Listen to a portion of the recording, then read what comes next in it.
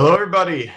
It is Brian Nemhauser, and I am here once again for another episode of Real Hawk Talk with the crew. We'll start today with Mr. Evan Hill at Evan Hill SEA on Twitter. Evan, welcome, dude. It is weird that the 4 weeks of preseason are almost already over. Did it go quick for you? Well, considering 1 week ago today, they were halfway through preseason, and as of like 10 o'clock tonight, they're going to be done with preseason. Yes, it was going really slow, and then it went really fast. So, yeah, hopefully it's the last year where we have to deal with like a full 4 preseason games. Yeah. I guess I've kind of gotten there finally this year. I can see it. It felt really monotonous this year, and I could get behind 2 preseason games. It would be a little weird if the rule is that players can only play 16 games. It might make it kind of fun. I mean, it does test depth in different ways, but that was an interesting twist on the idea. And as we're getting started here, we're welcoming in Nathan Ernst in what looks to be like a pretty cool little hawk pad he's got going on there. I don't know if you can hear us yet. How you doing, Nathan? Nathan is muted still. You've muted yourself. Has he? He says, give himself 1 second. Awesome. Well, while Nathan, at NathanE11, if you want to send him any audio video tips, that's where you want to send him, at NathanE11 on Twitter. He needs help, as usual. I got it figured out. Hello. Please send him help anyway. It's more fun that way. Welcome, Nathan. How you doing, dude? Pretty good. How about you? Oh man, I'm way more enthusiastic than I should be for a 4th preseason game. That's probably going to be like mind-numbingly boring. Yeah, I was really confused when I assumed you had some reason for doing this, pushing this up a little bit, because I'm thinking like, man, what are we going to talk about? Like, really? We haven't talked since like the Clowney news has broke. We haven't talked about the Clowney news break. Well, yeah, he's a Seahawk now. Oh wow, I definitely believe that. Listeners, that didn't happen yet. Didn't happen yet. Cable Thanos' tweet, he was at the airport at SeaTac. Didn't you see the Clowney? Yeah, that's right. I forgot about that. That was. You know what? Hey, Josh Cashman, I'm on to you. I'm pretty sure that's a regurgitated meme. I believe you did the same thing with Joe Thomas. Just an FYI, Cashman, I'm on to you. Are all memes regurgitated? Isn't that what a meme is? I guess I'm not a meme master. I don't know. Clearly. Evan, you know, my son and his friends consider you a meme. Me? Myself? Yes, they just consider you a meme. In what way? That they find everything you say to be very funny. That's funny because I don't think I'm very funny. Well, if it makes you feel any worse, they also consider all of their fathers memes in some way, but I think far less flattering ways than they think of you as a meme. Interesting. Yeah, and they get very upset when I describe, well, no, a meme has text on top and text on bottom and impact font. They don't like that. So, yeah, we got a ton to talk about. We got roster, like who we think's actually going to make it before this game, calling our shot a little bit. And then, you know, we got to start with the Clowney stuff. I mean, that's definitely dominated conversation, and we have not had a chance to talk about it. I think we haven't even had a chance to talk about the last preseason game and what happened there. John Ursua breaking out, CJ Prosise looking very good. And whether you like it or not, now in the conversation for the roster. So let's get started. Let's start with the Clowney news. You know, we started talking about the Real Hawk Talk channel the other day, and Nathan, you know, I'm going to start with you. Wet Blanket Ernst. I know you're not that excited about this deal. You're not the only one, but represent that crew. What is it about the idea of adding Jadeveon Clowney that is not appealing to you? There's a couple things, and honestly, neither of them are really that much about like the trade that would have to happen. I assume it's something like a second and a player maybe. If it's a Fetty, I like it. I dislike it considerably more than if it's someone like Penny. But I think Clowney is not an elite player. I think he's a very good player, but he is not necessarily a great or elite player or whatever adjective you want to throw in there. And he is going to be looking for some kind of a record-setting defensive end type deal. And so I don't really understand that aspect of it. I don't understand bringing him in, paying him all that money. He has injury risks. I mean, clearly he will make them better. And clearly, the trade, the price in a trade that is being rumored seems very reasonable, especially if I think somebody was saying today that if they want a second, but if somebody is willing to throw in an offensive lineman or a running back, then it could be lower than a second plus the player. I mean, that's very fair. But to me, it's just the long-term aspect of paying him all the money and the risk around not being able to immediately extend him and all that. Evan, where are you on this? Yeah, that's a great question. First of all, I want to go back to one of your points, Nathan. You said Clowney was not an elite player. Could you drill down a little bit further into that? Yeah, I mean, at least from a pass rush perspective, apparently he's rated very well by PFF as a run defender, which is not as important. But from a pass rush perspective, his pressure rates are lower than Clark's. And one of the reasons that I wasn't big on signing Clark is that his pressure rates weren't elite. They were below some of the other better pass rushers. So he's even kind of a tick below that. And so that's kind of where I'm saying, very good player, obviously would help them a bunch this year. I just don't see bringing him in and paying him all that money and committing to him long-term on that. So your issue is really the extension beyond the rental year. Is that correct? Yeah. Got it. I mean, I think the Texans are probably being very smart. They're doing with Clowney, who is maybe Clark's equal, maybe lesser player than Clark. They're trying to do the same thing that Seattle just did. And so it makes sense from their perspective, which means I don't really want to do it from the other end of it. So I just have the Pro Football Focus premium stats up for 2018. All edge rushers played 50% of all snaps. He was ranked in 2018 the 12th best pass rusher. We all know, and that's above Frank Clark, mind you. I know pass rate is different, but I think to look at these stats like holistically, and I don't know if you consider Pro Football Focus like a stat, but I think it is a worthwhile point to consider. He was also the second best run defender. I think there's also the point to consider that he maybe hasn't been used to his full potential in Houston, that Pete Carroll could really, elevate him in Seattle. I will dispute the notion. I don't think it's a question that he's a better player than Frank Clark. I think he absolutely is. I think if you have a situation where you can net a first round pick, so they got a first and a second in return for Frank Clark. If you can net that first round pick and then trade away, say, Rashad Penny, who's a sunk cost. He is not a first round pick. He's a sunk cost. And you trade away a second round pick to extend to extend Jadeveon Clowney long term. I think that's a win. I think Clowney is absolutely a better player. And I think you end up with that extra first round pick. I don't understand why you wouldn't do it at that point. Yeah, I feel like there's a little bit of FUD or fallacy going on here to some extent. Like I hear a lot of people say, if you wouldn't sign Frank Clark, then you can't make this trade. And I'm like, I don't quite follow that. You traded Frank Clark, and in return, you got a first round pick this year and a second round pick next year. So you've got LJ Collier already with that first round pick, and you have that second round pick remaining. Not only that, but trading Frank Clark enabled John Schneider to be more aggressive with his other first round pick, which turned into 6 players because they were able to basically just trade that back. So I just don't understand exactly the logic. What it really works out to, if you want to be 100% certain, let's say it's a second and Rashad Penny. That's even more than what Nathan was talking about. People are talking about maybe a third Rashad Penny, but let's say it's a second Rashad Penny. What you're really talking about is trading a second round pick in 2020 and Rashad Penny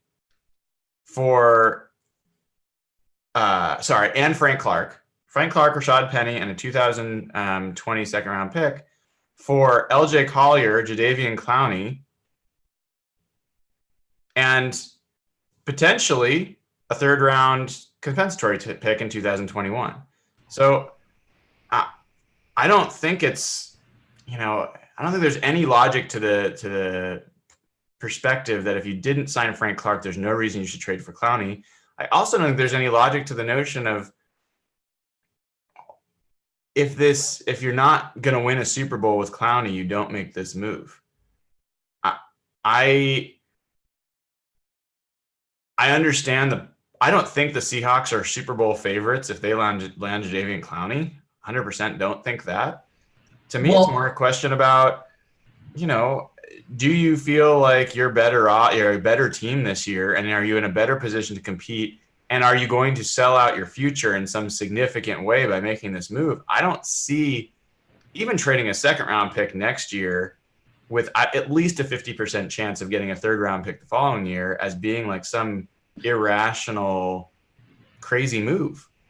Well, Brian, there's 2 points here. I sort of bought into that Super Bowl argument when I thought Clowney's trade price was much higher than what it was. In the past 72, 96 hours, it's come out that it's maybe a second round player or a second rounder and another player. What that tells me is we should be exceedingly grateful with what John Schneider got for Frank Clark, because I think Clowney is the better player. I really do believe that. Even people throw around injury history. He's missed like 3, 4, 5 games in 3 years. That's not many missed games. His injury history is a little overplayed, I think, purely for fan narrative purposes. His first year. Like the fact that we're talking even a second round pick to get one of the best edge rushers in the NFL is pretty crazy in my mind. So I think John Schneider, I think what these trade talks tell me is that what we got for Frank Clark is exceptional. Well, and the interesting news here that came out, I think it was last night, was the leverage here in the game that's being played is Clowney has not signed the franchise tender, right? He gets to control where he goes as long as he doesn't sign that tender, because the Texans can't deal him until he signs it. The Texans are banking on their leverage being that Clowney doesn't want to miss game checks, because starting next week, he's going to lose like $1 million a week for not signing that tender. And if a lot of players are not willing to lose that money. And so if he was going to feel that pressure and the Texans were going to be able to force him to take a trade that maybe he didn't want, that would be bad news for the Seahawks, because the reports are at least that he prefers going to the Seahawks or the Eagles. Before it came out last night was he's willing to miss game time. He wants to land in the place he wants to the place he wants to play. And if that's the case, not only is that good news in that the Texans can't force him to go to Miami where he doesn't apparently want to go, but the Seahawks, they can just sit back. And the Texans are really in dire straits, because the more weeks that go on, the team trading for him is only getting that many weeks of his contract. So that second round pick, that third round pick is going to become a third round pick or a fourth round pick in those trade deals. So the compensation is going to start going down. And I think that's, to some extent, the Seahawks might be already assuming that they're not going to offer more than a third. The question is, no one on this pod, it sounds like, would really blink twice if they traded a third and Rashad Penny for Jadeveon Clowney. Nathan, do you do a second and Penny right now with the intent to extend him, not a rental year? If we're just talking about trade compensation, then yes. Again, to me, this is about the long-term commitment, which is what I add the element of intent to extend. Say we extend it to $21 million a year, or just the Frank Clark contract, 1-to-1. Yeah, I wouldn't want to give him that contract. You wouldn't. No, that's the whole holdup for me. Like I said, to me, a second round pick, a second plus Penny.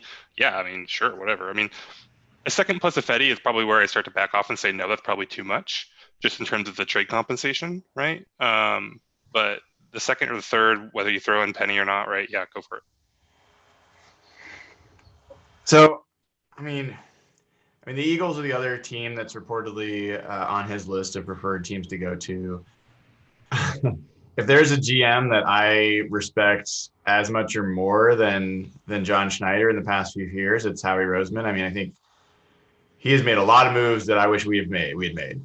He's a smart dude. I think he pays attention to analytics. I think he pays attention to cap in interesting ways. I think he values players in the right way, and he has consistently brought in difference-making defenders. So, I wouldn't count them out. They also have offensive line depth that might be more appealing to the Texans. So it's not like the Seahawks are certain, but I would say, let me go around. Evan, what percentage chance right now do you think there is that Jadeveon Clowney ends up in the Seahawks uniform this year? This year, 30% maybe. Where are you at, Nathan? I mean, I don't really have a lot to base this on. I'd probably guess a little lower, 15 to 20%. Yeah. I think I've been saying about 30 to 40%, and it's probably closer to 30. But I think that's not 5%, right? I think that this is a real story, and I think I'll admit I get a little annoyed with the patronizing beat reporters for the Seahawks that are like, what was that hand that came in? I like that, dude. You're just getting served wine. I asked my wifey to pour me wine. Dang, Alex. Podcast. I tell her I haven't liked any of her tweets lately. I'm sorry. I'll get back on that. What were you saying? Oh, yeah, the beat reporters that are so patronizing about the fans think they want to talk about Clowney, but it's a pipe dream, it'll never happen, and here's all the reasons it won't happen, and here's why we're so much smarter than everyone else. Like, that's when I feel like beat reporters really get annoyed on my nerves. Like, beat reporters have access. Guess what? They do not spend as much time, or they are not as passionate. They don't read as many things or pay as close attention to details as a lot of the fans.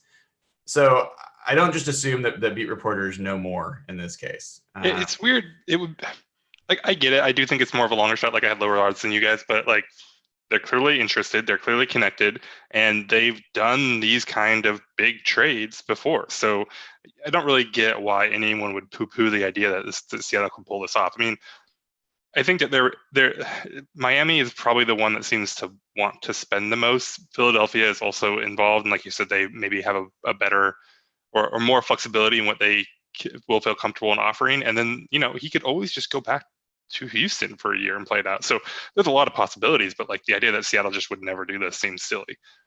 But the report came out, in the past 48 hours that Houston doesn't want Clowney.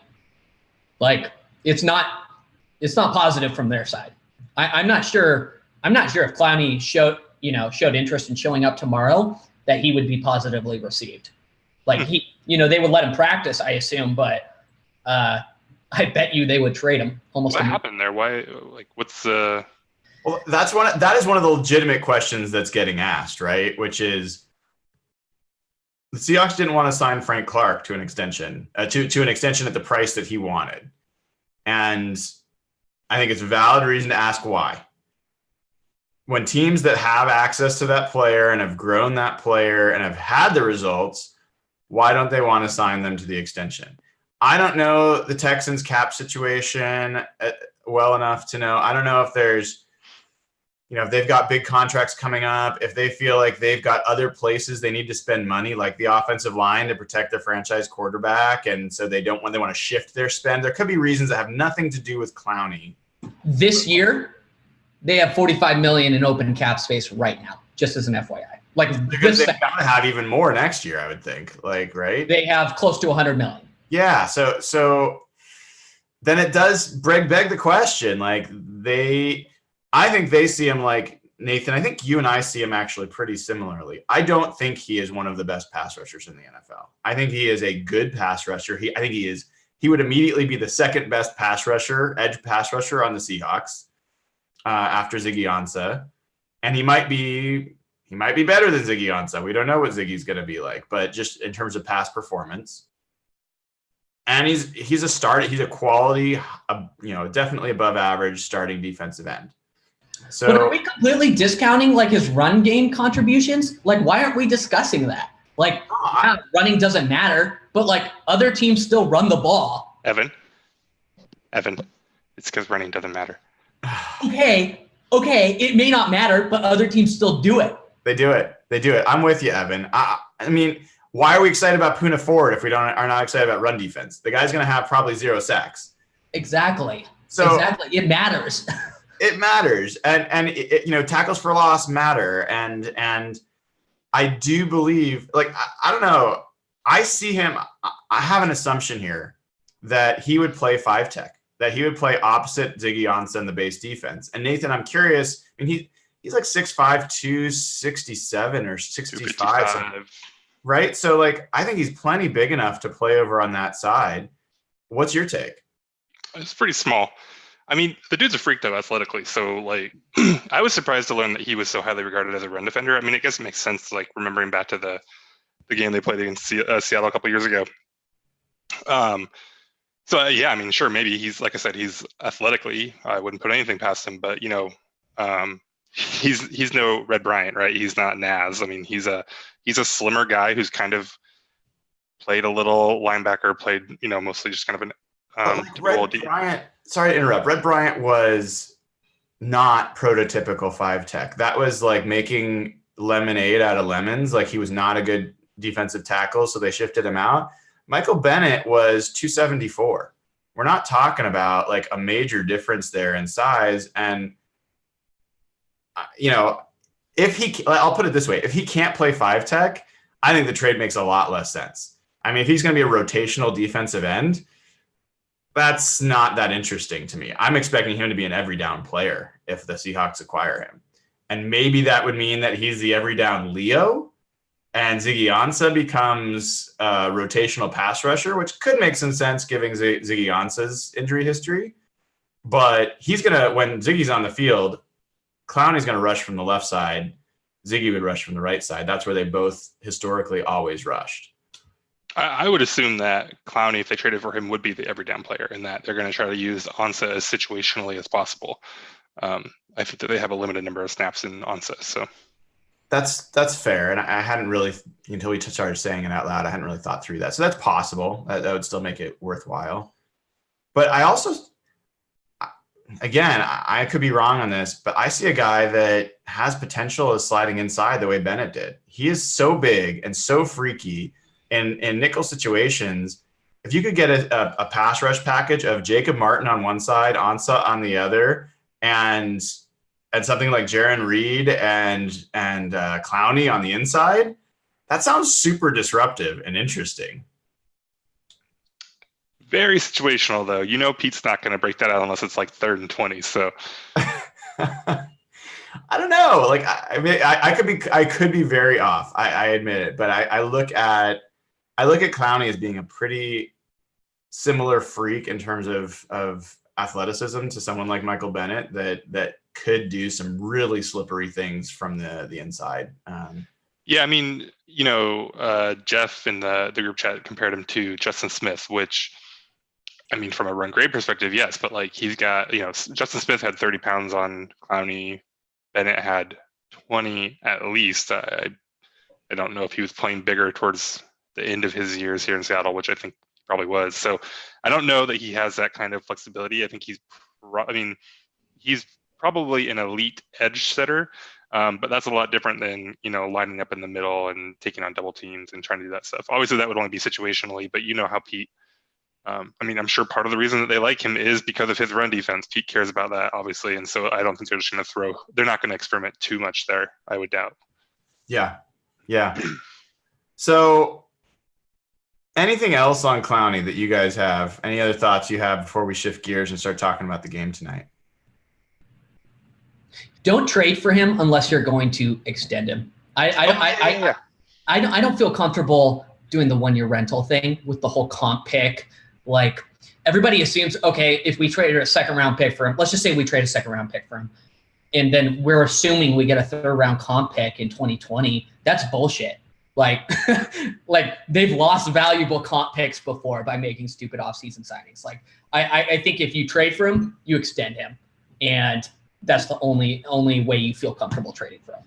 Yeah, Brian, you were talking about the comp pick and that they do have more control over that maybe we're making it seem. And I think a lot of what you're saying is fair, but like ultimately that comp pick is not guaranteed, right? It may be highly likely, but there's a lot of things that can go wrong there.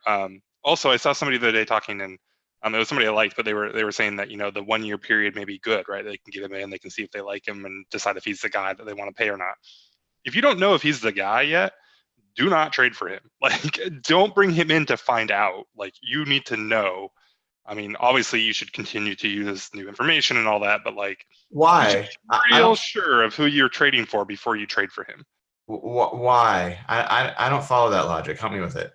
If you're not sure if you're not like really, really confident that like, unless he gets into serious off-field trouble, which you would be shocked that he did, then why are you trading a second round pick for him? Like, this is Sheldon Richardson all over again. Like, if you're not sure, you bet. Like, and again, like, you should continue to update you should continue to process new information and learn, right? They're going to have time with him. They shouldn't just, well, we traded for him, we have to pay for him.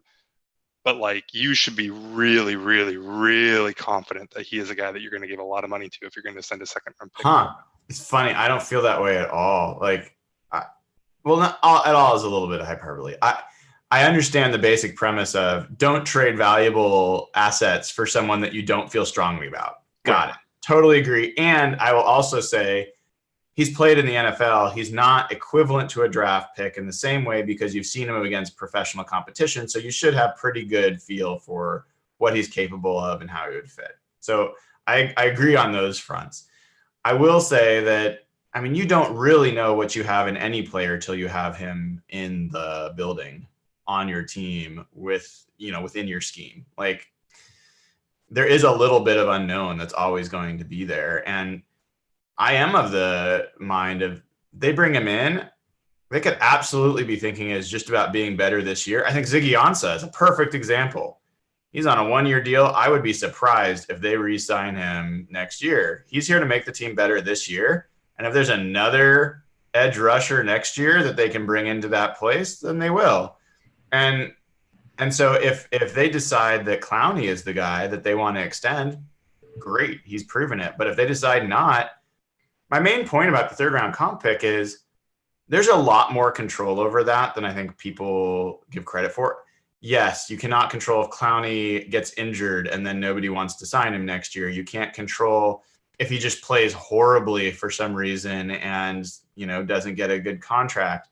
But I think Sheldon Richardson is the absolute, like, almost the worst example, like the floor example. Like, his statistically did very little in the year that he was with the Seahawks. He did not have a showcase year, and he still got an $8 million contract that would have gotten you like a 4th round comp pick if you hadn't diddled it away on Barkevious Mingo. So I blame the team much more on those pieces, and I don't just assume that they're going to make the same dumb mistakes that they made the last time.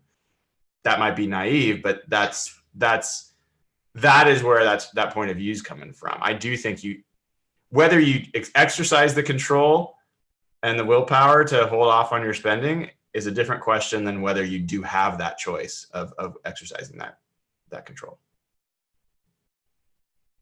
All right. So 31 players, John Schneider says, are not going to play tonight for the Seahawks. 31 players. So that means a third of the 90-man roster is not going to play. There are some guys we know will play.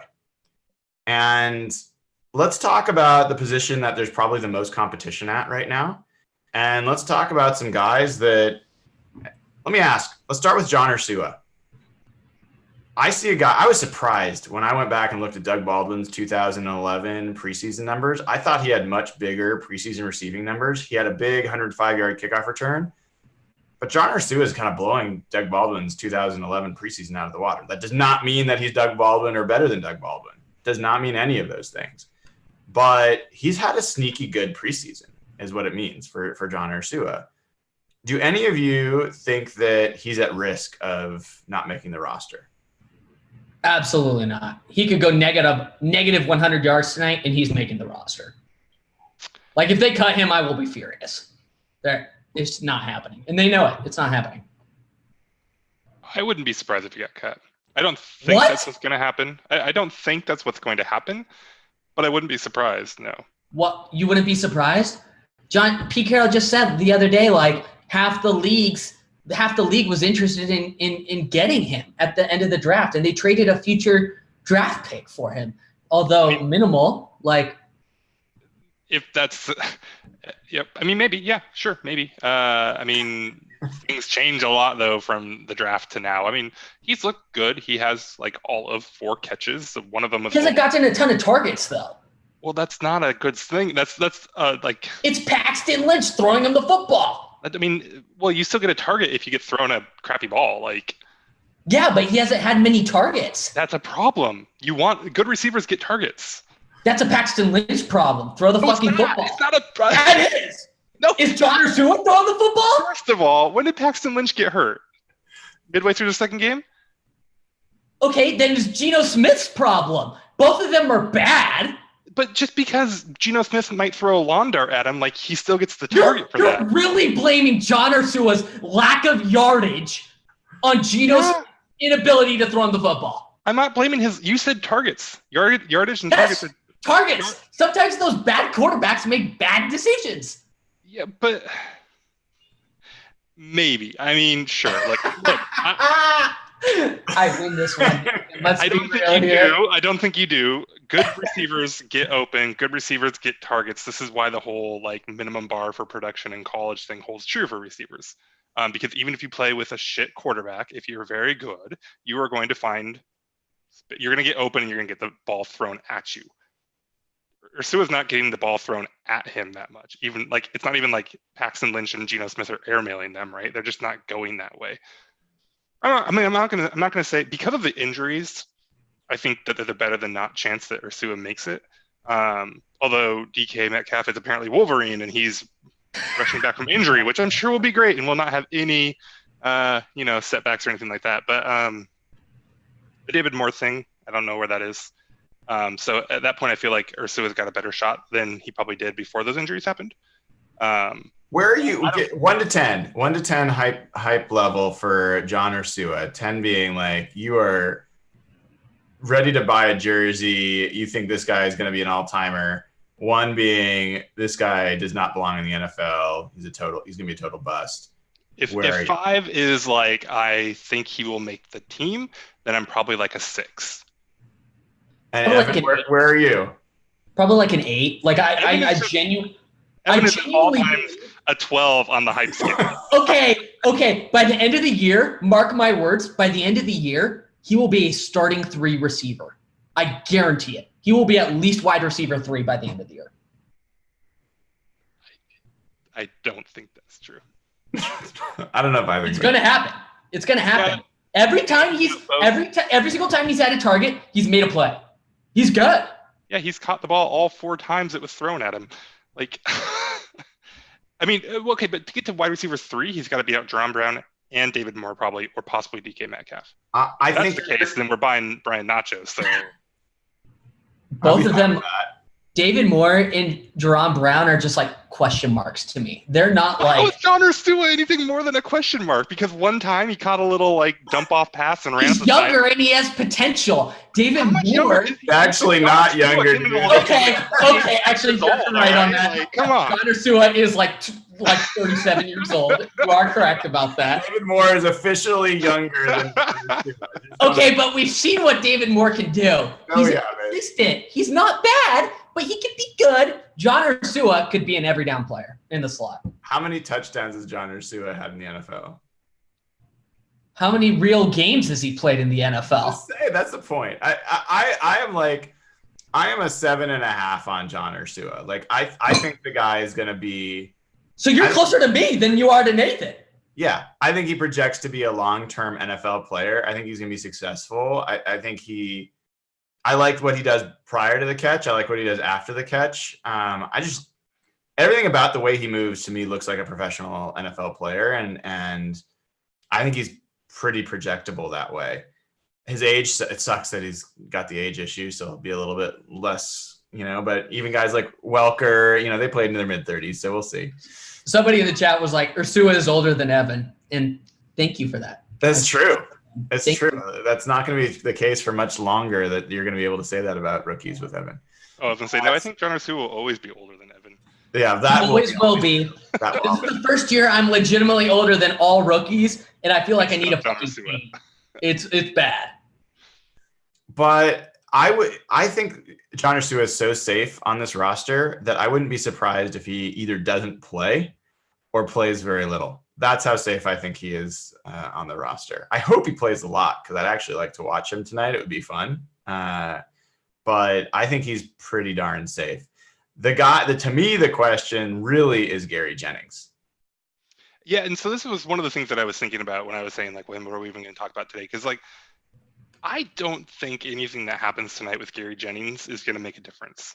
Like, Probably not. Really? The team has already. I imagine that the team has already decided whether they're going to cut him or not. I think that they have either mentally prepared to move on from a 4th round pick, or they haven't. And if they haven't, he's going to make the team no matter what, right?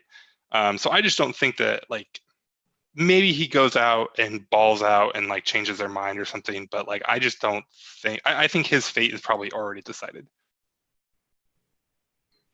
That's probably true. And there was an interesting comment from Pete Carroll in his press conference yesterday about the receivers, when he talked about the first 2 guys he listed, as far as, like, they asked if there's people he wanted to see something from, and he talked about the receivers, and he said he would love to see something from Ursua and Jennings, were the two guys he talked about.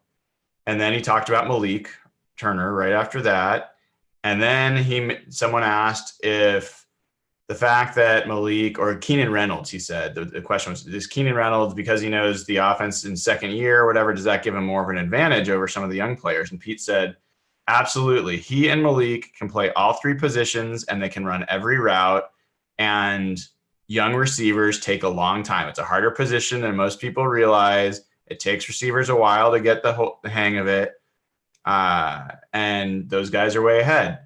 That's part of why Malik Turner has been ahead of Jennings and Ferguson and Ursua and everyone else on the depth chart. So I think it's a Turner-Jennings conversation. I think this thing I've been hearing from some of the beat reporters about them keeping 7 receivers, to me, is insane. I do not see almost any possibility of them keeping 7 receivers. Who said that? Do you think that they're keeping 7 receivers? I think that just is a question of DK's health.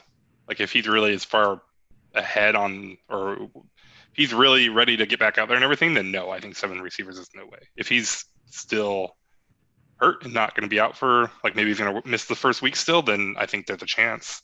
Because, I mean, you have at that point 2 guys who may be missing at least a week, if not more, right, with him and more. And so, yeah.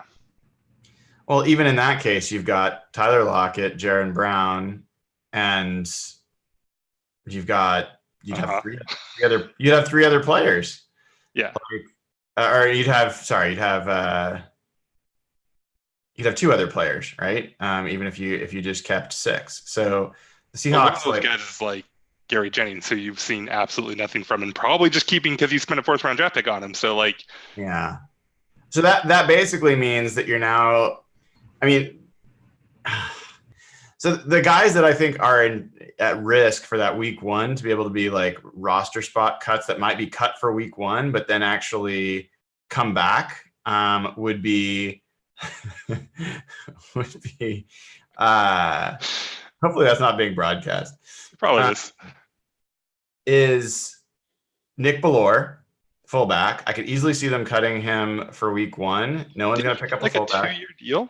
They did, and it's a guaranteed money. So I think they re-sign him, but there's a chance that they leave him off for a week to wait to the receivers and give the receivers an extra week to get healthy. They want to protect him. The other guy is, I think Barkevious Mingo is at real risk. I would be almost surprised if they keep Mingo on the 53, because what's the upside? Unless you absolutely think you need him to win week 1, cut him. But he's got guaranteed money, right? No, you would save $4 million in cap space, even if by cutting him. If you guarantee that contract by being on week 1 roster, then you have no options. But if you cut him, maybe he signs elsewhere. Maybe he doesn't. And then if he doesn't, week 2, you sign him back and he's on a non-guaranteed deal. And it gives you some roster. 100% cut Mingo's ass. 100%. Pete Bingo. Carroll said the other day, he was like, wasn't it Pete Carroll or some other coach who was like, we transitioned him to DE and he really hasn't been doing as well as we thought. The dude is carrying awful as a pass rusher. Like dude is carrying like almost a $6 million cap hit for 2019. Don't burn millions if you don't have to. Like he's not worth that. But why is he still on the team? He's their best special teams player. So then why are they cutting him? Because I think that they've got really strong other options. I'm really, really curious tonight to watch Shaquem Griffin play.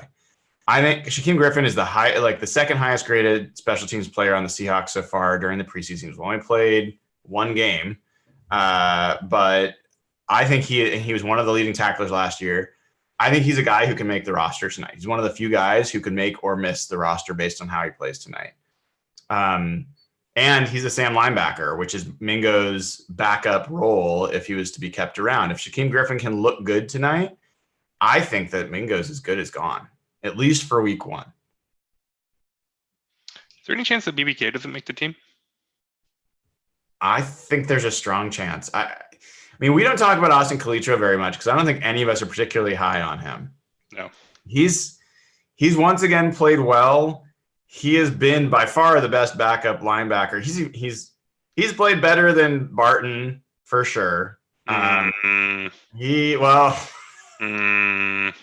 struggled a little bit. Low key struggled a little bit. I like him much better than Calitro. Don't get me wrong, but just Calitro's made a lot more plays. I have not I think maybe you're right that he has made more plays. He's made mistakes too. I think he's not been a good player. But I am basing I think I paid the most attention to the first game and the third game. And I didn't really watch linebackers in the third game. So, and that was Barton's best game with the first game. So maybe I'm a little biased on that, but I thought Calitro has looked kind of bad. But anyways. He's he's like the top rated defender on the Seahawks during the preseason. He was like a 90 something from Pro Football Focus last week. Like, he's got some crazy grades. Pro Football Focus loves him. I can't get past the fact I don't see him ever being a starter in the NFL, and I don't want him taking a roster. He's not as good of a special teams player as Griffin. I don't think he's even as good a special teams player as BBK. And I don't think I don't know. I think BBK doesn't make the team. I haven't gone back and done my final numbers yet, but I think he's at real risk. So I would say at this time, I don't think he makes the roster. What are you guys expecting the receiver? Before we totally finish you're expecting Tyler Lockett, Jaron Brown, David Moore, because they've said it already, DK Metcalf, all to be on the final roster. Yep. John Ursua, are we all agreed that he's on it? Yes. Or no? Nathan, do you not think he's on it?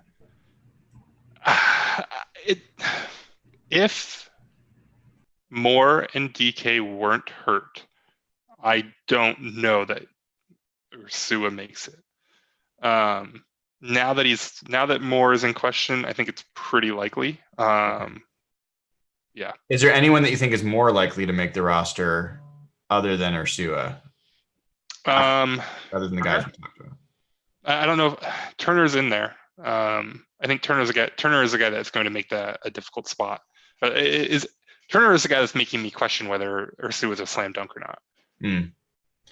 So let's say Ursua is likely, and then let's assume, I think we're all at 6 receivers at least on the roster. Yes? We all 6 receivers? Yeah. So who are your 5th and 6th? For me, it's Ursua. And right now, if I had to be pushed, I think it's going to be, oh man, I really go back and forth with Jennings and Turner. Jennings, you cut him, and you're probably not going to get him back. Turner, you cut him, you're probably going to get him back by week 2 if you need to. But I don't think Jennings is at all ready to play in a game. He is basically a dead roster spot for a while. So with the injuries, it'll be really hard to take that risk. It makes me think that maybe Turner makes it. So I would say Jennings right now. I would say Jennings makes it. I've been a Malik Turner pusher this whole time. I'm wondering if the team's just gonna like not be ready to move on from Jennings. Where are you at, Evan? Probably the same. Even though Jennings hasn't shown, really shit outside of one catch in a preseason game and one good-looking practice in not pads. I don't see them cutting a 4th-round pick this early. God, that's a tough one. I don't think they cut him. I don't think they cut Jennings. And where are you at, Nathan? Yeah, I'm right there with you guys. I think Turner probably should get the spot. I think Jennings probably will get the spot. Yeah, it could go either way. All right. So we've got a couple minutes left before we wrap ahead of this game. Anything else? Nathan, each one of you, give me something that you're looking at for the game that we haven't talked about yet. I'm excited to hopefully watch in concert for the last time. I feel terrible rooting against him, like he's trying to make his dream happen and all that. And, I hope he does. I hope he turns out to be a lot better than he is now, because he has been rough, and I'm glad to be done with that. Really odd thing that you're looking to watch. It's so, again, I don't want to trash on the guy, but it's been bad. Yeah. How about you? I want absolutely to ball out tonight is Rashad Penny, so we can trade him to the Texans tomorrow. I'm down. That's what I want. You know what would happen? He would ball out, and they'd be like, "Well, we got to keep him. We can't do it." He figured it out. I want Rashad Penny to ball out, and I want that 2nd-round pick to drop down to a 3rd-round pick price. So it's a 3rd plus Penny. That'd be amazing. It'll never happen. I want to be very clear. It'll never happen, but I wish it did. Yeah, I would love to see Rashad Penny ball out. I would love to see CJ Procise ball out. Before I have to ask you, is CJ Procise making the roster if he plays well tonight? Yeah. Will he? Maybe. Yes. Should he? No, that's not the question. Absolutely not. He has had 3.5 years to show what he can do. He has done a fat 0. If I really would like to make some kind of bet with you where you have to get a CJ Procise tattoo. Why would you bring up tattoos with me? I have no history. I don't know. But the other guy that I would love, hopefully he just starts to look better. Is the safety spot, man. Can we get Lano Hill to step forward? He actually had 1 tackle last week that made me encouraged. He really stood a guy up who was full on, head of steam. And Marquise Blair is going to play tonight. Let's hope he doesn't get any more hurt. Let's hope he is looking like he's progressing. And let's hope we see something from the corner positions. Guys, I think there's a chance Ugo Amadi wins the nickel spot, like the starting nickel spot. And I would like to see him show out tonight. If you want to talk about hype trains, like my Ugo hype train is at 10. Whoa. It's all the way. I don't know Let's go! Yeah. He is so much fun. I don't know if you guys have listened to his interviews. He's hilarious. He's awesome. I'm all aboard the Ugo train. Is this optimism? No, because I don't know if he's going to be good or not, but I like him. He's fun. Love it. As close as you're ever going to get. It's pretty good. I was going to just take it for what it was. So thank you guys. Thanks everybody for tuning in. If you haven't already, please subscribe to the channel. Quick and easy to do. Please give us a review on iTunes. 5 stars, please, would be great. And if you have any reasons why it's not, please let us know before you rate us lower than that. Patreon.com, patreon.com/hawkblogger. Join up, support the show. Let us help you get better content and grow it even more. And if you want, super chat. You can donate right now, right in the chat. It's a super easy way to support the show. We really appreciate it. Share the show, listen to the show, tell people about the show, and go Hawks. All right. Take care, everybody.